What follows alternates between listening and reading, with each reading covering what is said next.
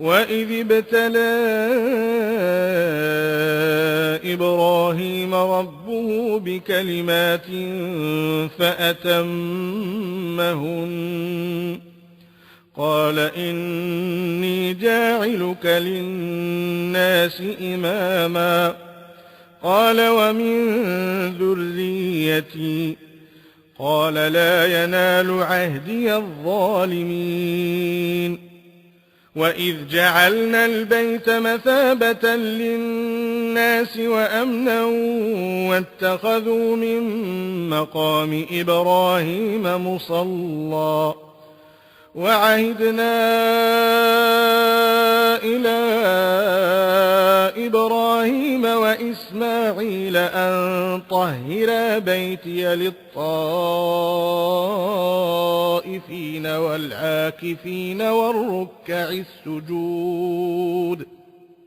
وإذ قال إبراهيم رب اجعل هذا بلدنا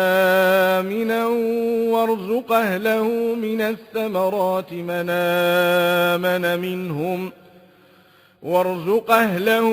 الثمرات من آمن منهم بالله واليوم الآخر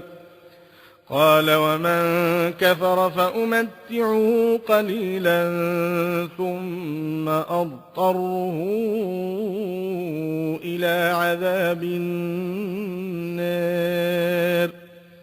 وبئس المصير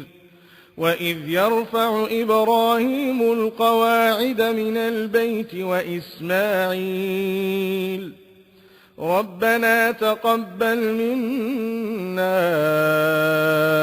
إنك أنت السميع العليم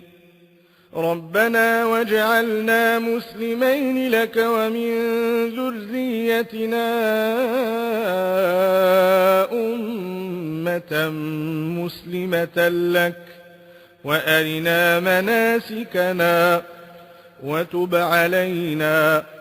إنك أنت التواب الرحيم ربنا وابعث فيهم رسولا منهم يتلو عليهم آياتك ويعلمهم الكتاب والحكمة ويزكيهم إنك أنت العزيز الحكيم ومن يرغب عن ملة إبراهيم إلا من سفه نفسه ولقد اصطفيناه في الدنيا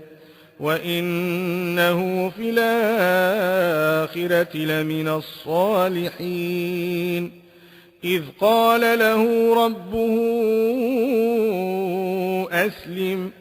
قال أسلمت لرب العالمين وأوصى بها